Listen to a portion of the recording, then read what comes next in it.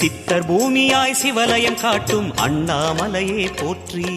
சிவ ஓம் நம சிவாய. பக்தர் நெஞ்சினை சிவமயமாக்கும் சிவபெருமானே போற்றி.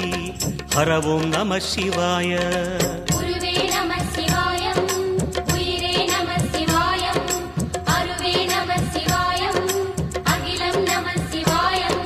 நம சிவாய நம சிவாய ஓம் நம சிவாய. நம சிவாய நம சிவாய ஓம் நம சிவாய.